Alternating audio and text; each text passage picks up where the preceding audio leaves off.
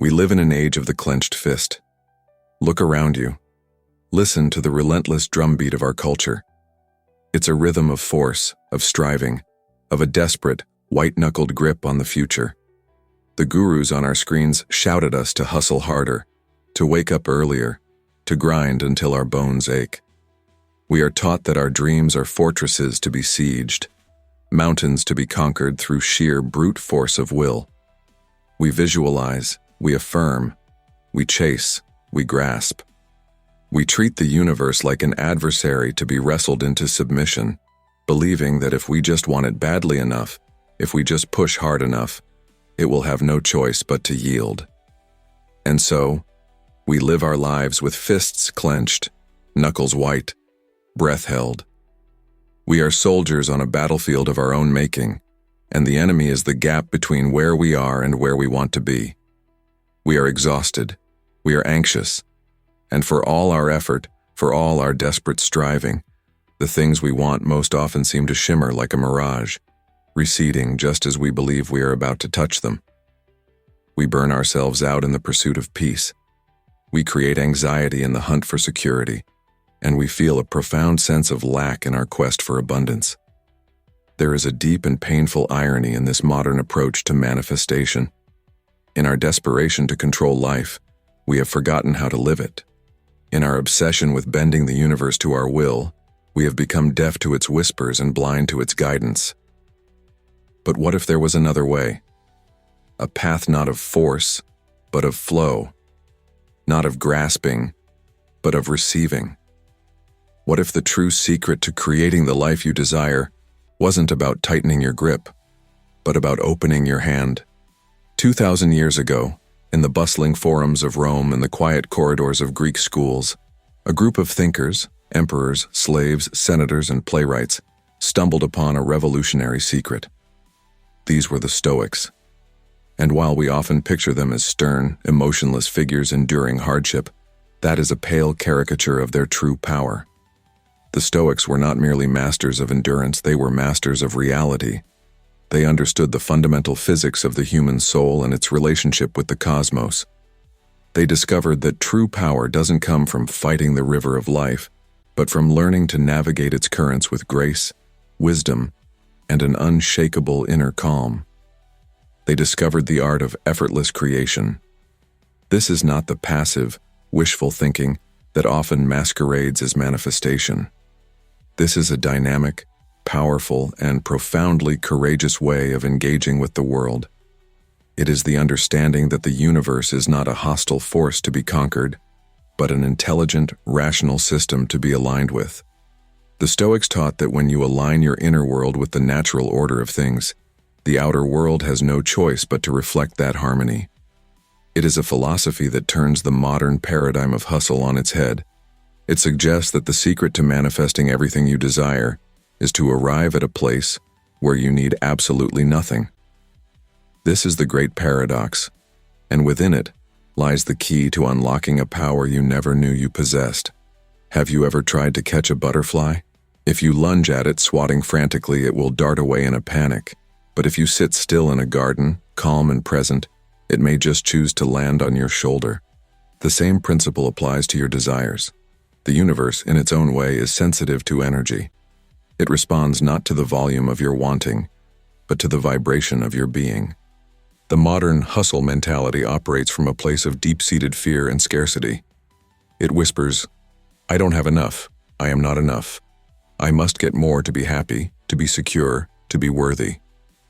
This energy of lack, this frantic grasping, creates a state of internal resistance.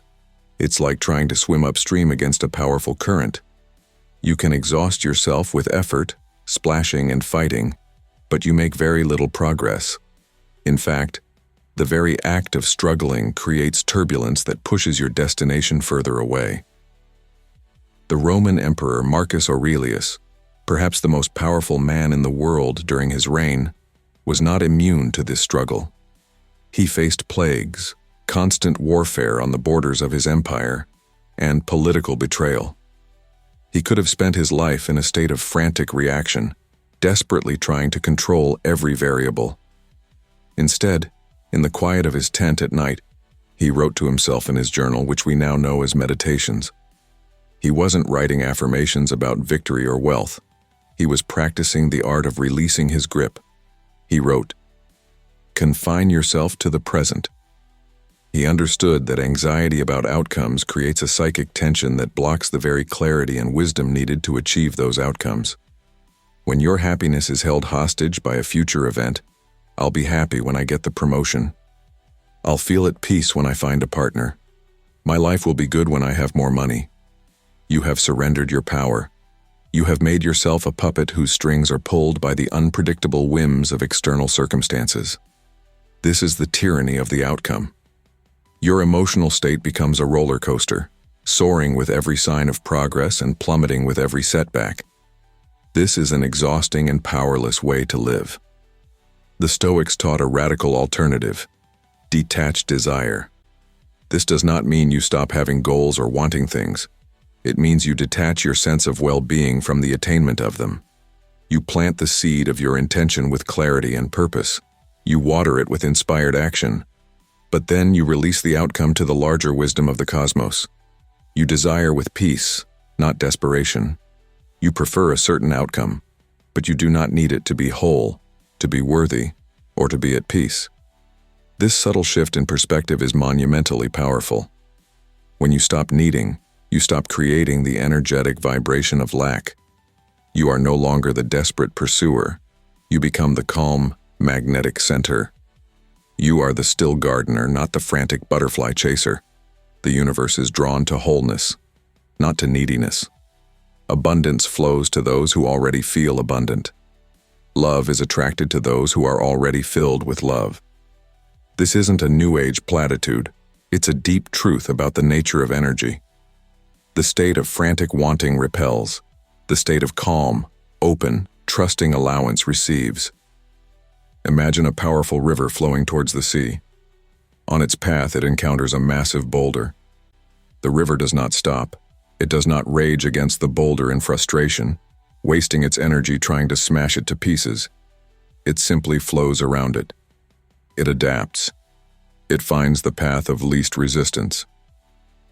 Over time, the gentle, persistent flow of the river will wear the boulder down, smoothing its edges, turning it into pebbles, and carrying it to the sea.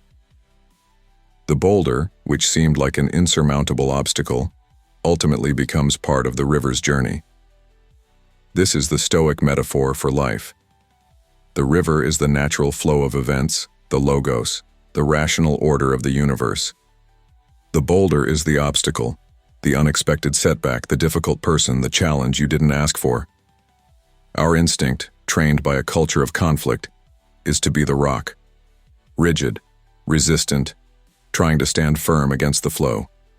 We say, "This shouldn't be happening." We complain, we resist, we fight what is. The Stoic warrior learns to be the water. This is the practice of amor fati, the love of one's fate. It is not a passive resignation, but an active embrace of reality. It is the profound understanding that whatever is happening, even if it's painful or difficult, is the path. Marcus Aurelius captured this perfectly. The impediment to action advances action. What stands in the way becomes the way. Think about that. The obstacle is not blocking your path. The obstacle is your path. Every challenge, every failure, every detour is not a punishment from the universe. It is a lesson, a strength training exercise, a redirection. The job you didn't get was protecting you from a toxic work environment and clearing the way for one that truly aligns with your soul. The relationship that ended was teaching you about self-love and preparing you for a partnership built on a stronger foundation. The financial setback was teaching you resilience and forcing you to discover resources and talents you never knew you had. When you fight reality, you are in a state of contraction. Your energy is blocked, your vision is narrowed, and you are blind to the opportunities hidden within the challenge.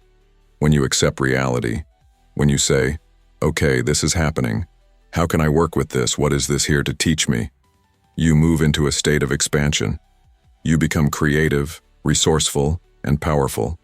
You stop wasting energy on shoulds and shouldn'ts and start investing that energy into navigating what is with wisdom and grace. This is not about pretending you like the setback. It's about trusting that even the setback is serving your ultimate growth. It's about having faith in the intelligence of the river. You don't always need to see where the river is going to trust that it is flowing towards the sea. Your job is not to control the river, but to learn how to swim. When you master this, resistance ceases to be a source of frustration and becomes a source of fuel. Every obstacle becomes an opportunity to become stronger, wiser, and more aligned with your true purpose. Your power does not exist in the regrets of yesterday or the anxieties of tomorrow. It exists in one place and one place only, the present moment. This is perhaps the most central and potent teaching of Stoicism, and it is the absolute bedrock of manifestation. Most of us live our lives as ghosts, haunting the corridors of the past, or as dreamers, lost in the fantasies of the future. Our minds are a constant whirlwind of replaying old conversations, reliving past hurts, planning future encounters, and worrying about what might go wrong. In this state of mental scattering, our creative energy is diffused and powerless. It's like trying to start a fire by rubbing two wet sticks together, all motion, no spark. To be fully present is to gather all of your energy, all of your consciousness, into a single focused point. It is to become a laser beam of intention. When you are fully engaged in the here and now, something magical happens. The world comes alive. You notice the subtle synchronicities, the whispers of intuition, the chance encounters that your scattered mind would have completely missed. This is what is meant by present moment magnetism. You become a magnet for the very opportunities that will lead you to your desires. Seneca the Younger, a Stoic philosopher who was also one of the wealthiest men in Rome, advised, "True happiness is to enjoy the present, without anxious dependence upon the future." He knew that the constant craving for a future state of happiness is the very thing that robs us of happiness now. And ironically, it is the feeling of happiness and wholeness now that creates the vibrational state that attracts a happy and whole future. You cannot manifest abundance tomorrow by feeling lack today. You cannot manifest love in the future by feeling lonely and incomplete in the present. You must find a way to access the feeling of your wish fulfilled, right now. This is not about delusion. It is about choosing your internal state, and the gateway to that choice is the present moment. The practice is simple. Throughout your day, bring yourself back to your breath. Feel the sensation of the air entering and leaving your body. Feel your feet on the ground. Listen to the sounds around you without judgment. Notice the details of your environment. This practice of mindfulness is not just for stress reduction. It is manifestation training. Each time you pull your awareness back from the past or future into the now, you are reclaiming your power. You are focusing your creative energy. When you are fully present, you are not being driven by the reactive, fear-based programming of your subconscious mind. You are operating from a place of conscious awareness. From this state, you can make choices, not just react to triggers. You can respond to situations with wisdom, not just with conditioned fear or anger. This is emotional sovereignty, and it is born in the present moment. When you master the now, you stop missing the miracles that are happening all around you, and you become the conscious creator of the miracles that are yet to come. In our culture, doing nothing is seen as a cardinal sin. We equate busyness with productivity and action with progress. But the Stoics, like the Taoist sages who influenced them, understood a deeper truth. There is a profound power in strategic non-action. Lao Tzu wrote, "The sage does not attempt anything very big, and thus achieves greatness." This is not an invitation to laziness. It is an invitation to wisdom. It is about understanding the difference between frantic, anxiety-driven action and calm, inspired, aligned action. Much of what we call hustling is just anxiety in disguise. We keep moving because we're afraid of what will happen if we stop. We fill every moment with tasks and distractions because stillness makes us uncomfortable. We believe that if we are not constantly pushing, our dreams will wither and die. But think of a master archer. She does not just fire arrows wildly in the direction of the target. She takes her stance. She nocks the arrow. She draws the bowstring, feeling the tension build. And then, there is a moment of stillness. A pause. In that moment of non-action, she aligns her breath, her eye, and her intention. She waits for the perfect moment, the release point that feels inevitable. Then, and only then, does she let the arrow fly. The action is effortless, precise, and powerful because it was born from a place of stillness. Strategic non-action is that moment of stillness. It is the wisdom to know when to act and when to wait.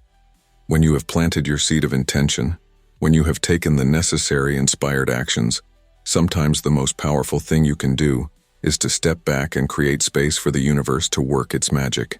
It is about trusting the process of germination. You don't dig up a seed every day to see if it's growing. You trust that the soil, sun, and rain are doing their work beneath the surface. This practice requires immense trust in yourself, and trust in the timing of the universe. It means letting go of the need to control every detail. When you are constantly pushing and forcing, you can block the very synchronicities and unexpected pathways that the universe is trying to present to you. You are so focused on breaking down one door that you don't notice the other 5 that have just opened behind you. Practice allowing for moments of non-action in your life. Instead of immediately trying to fix a problem, sit with it in stillness. Ask for guidance. Wait for an intuitive nudge. Instead of filling your schedule to the brim, allow for empty space. It is in this space that creative insights and new opportunities arise. This isn't about being passive. It's about being receptive. It is the ultimate act of faith, and it is a cornerstone of effortless creation. You do your part with dedication and excellence, and then you trust the universe to do its part, in its own time, in its own perfect way. True and lasting manifestation is not built on a foundation of shifting sands, of external validation, material possessions, or other people's opinions. It is built on the bedrock of your own inner state. The Stoics called this building the inner citadel, a fortress of peace and power within you that no external event can breach. This fortress is constructed from 3 primary materials: gratitude, inner authority, and the philosophy of enough. We've touched on these, but their synergy is what creates an unshakable manifesting platform. Gratitude, as the Stoics practiced it, is not a fluffy, feel-good emotion. It is a powerful, energetic tool. When you genuinely appreciate what you already have, your health, your relationships, the very breath in your lungs, you shift your entire being from a frequency of lack to a frequency of abundance. The universe is a mirror. It reflects back to you the energy you radiate. When you radiate, "I don't have enough," the universe conspires to show you more of what you lack. When you radiate, "I am so grateful for all that I have," the universe conspires to give you more to be grateful for. This is the law. Inner authority is the realization that you are the sovereign of your emotional kingdom. Epictetus, a man who was born a slave and later became one of the most respected philosophers in Rome, taught this with incredible power. He understood that while he could not control what was done to him, he had absolute control over how he responded. He said, "No one can hurt you without your permission." This is the ultimate reclamation of power. When you understand that nothing and no one outside of you can determine your inner state of peace and joy, unless you allow it, you become free. And from that state of freedom, you create not from a place of reaction, but from a place of conscious intention. Finally, the philosophy of enough is the revolutionary act of declaring your own wholeness, right now. Seneca, surrounded by immense wealth, wrote, "It is not the man who has too little, but the man who craves more, who is poor." This is the secret. The feeling of enough is the feeling of wealth. The feeling of wholeness is the feeling of having it all. When you can genuinely look at your life and say, "I have enough. I am enough," you neutralize the desperate, needy energy that repels your desires. The paradox is that the moment you truly feel you have enough is the moment the floodgates of more open to you. Because now, you are not chasing to fill a void. You are creating from a place of fullness. The universe trusts those who are already whole with even greater gifts. These three pillars, gratitude, inner authority, and the feeling of enough, create a high vibrational state of being. From this state, your intentions are not desperate pleas. They are calm commands. Your actions are not frantic struggles. They are graceful expressions of your power. You are no longer trying to get something to make you happy. You are an already happy being, attracting experiences that match your joy. Imagine you are a lighthouse. Your purpose is to shine a clear, bright, unwavering light, so that the right ships can find their way to your shore. But what if, out of fear of being judged, you dimmed your light? What if, to please others, you decided to shine a green light one day and a red light the next? The ships that are meant for you would become confused. They would not be able to find you. They might even pass you by, searching for the true and steady light they were seeking. This is what happens when we are not authentic. One of the greatest blocks to manifestation is living a life that is not truly your own. When you are wearing a mask, hiding your true thoughts and feelings, and pursuing goals that you think you should want rather than what your soul genuinely craves, you are sending a confused and dissonant signal to the universe. You are lying about who you are, and therefore you cannot attract what is truly meant for you.